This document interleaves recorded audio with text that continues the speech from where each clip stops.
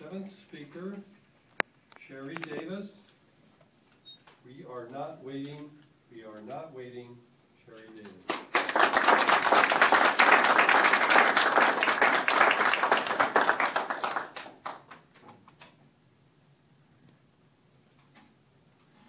Fellow Toastmasters, Mr. Toastmaster, I love music. One of the reasons that I love music so much is because sometimes a musical artist can express a feeling or emotion through his or her lyrics that I find relevant to a situation that I'm experiencing. For example, last year, St. Patrick's Day, my son's father sat in on his karate class for the first time, while I waited in the parking lot working on a Toastmaster project. As he eagerly awaited to find out what skills our son had learned, the karate teacher's wife told a joke. What's the difference between St. Patrick's Day and Martin Luther King Day? At least on St. Patrick's Day, everyone wishes they were Irish.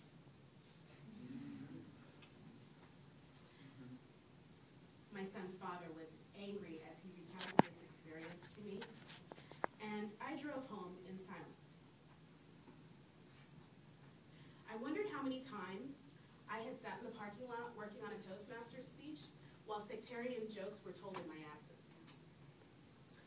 I considered pulling my son from the karate program. Was I angry? Offended? Incensed is more like it. However, people are who they are when they feel that those that would be offended or take issue with such tasteless jokes aren't listening. I pulled into my garage, and my son and his father exited into the house, and I remained behind the steering wheel, still in silence, when suddenly John Mayer came over the radio and broke my silence. Me and all my friends, we're all misunderstood. They say we stand for nothing and there's no way we ever could. Now we see everything that's going wrong with the world and those who lead it. We feel like we don't have the means to rise above and beat it, so we keep waiting, waiting on the world to change. There are times in my life that I am completely misunderstood. In my lifetime, I've been told that I don't know what it is to be black. Now, this concept has always perplexed me because, well, I am black. I'm also Filipino. All I know is how to be me. Every once in a while, someone is gracious enough to remind me what race I am. Like when a coworker referred to Dr. Martin Luther King Day as James Earl Ray Day. Now, for those of you that aren't familiar with James Earl Ray, he's the gentleman that assassinated Dr. King. Now, in my coworker's defense, when he apologized to me, he did mention that he thought that I was Samoan.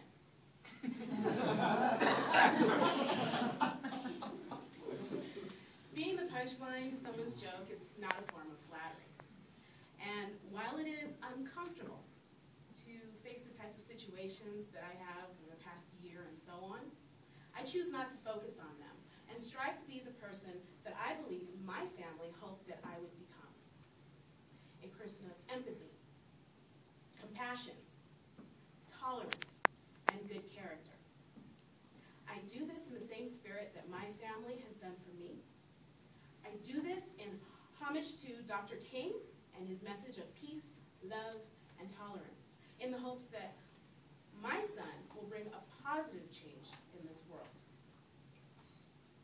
It is easy to set aside the bad feelings for those that don't know any better when you get a phone call from your best friend who says, "It's official, her daughter, who's no more than 3 months older than your son, has autism."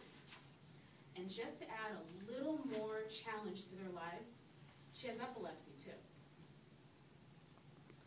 It's easy to forget about feeling sorry for yourself when you go to work every day with someone who displays strength instead of staying in bed at home feeling sorry for herself because she has cancer, She takes care of a child with autism and a mother who also has cancer.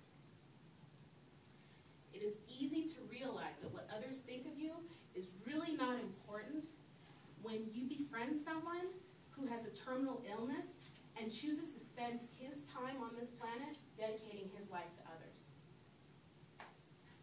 John Wooden once said, "Be more concerned with your character than your reputation, because your character is who you really are, while your reputation is merely what others think you are."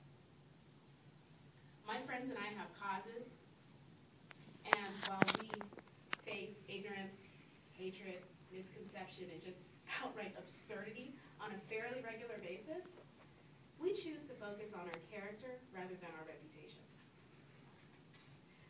We give money, food, clothing to the homeless. We donate to autism and cancer research.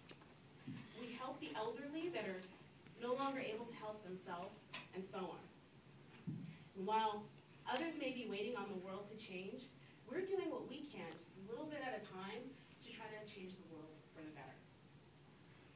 In conclusion, fellow Toastmasters, I understand that not everyone has the time or the money to dedicate to charities, but my challenge to you is to recognize that the type of jokes that I've outlined today that sequester one group of people from another are not a laughing matter. Don't condone it. Don't tolerate it. We as Toastmasters strive to become better speakers and leaders. When we open up the lines of communication and display positive leadership, we have the power to resolve conflicts that are trivial to significant, even war. Let's use these skills that we've learned to help change the world for the better.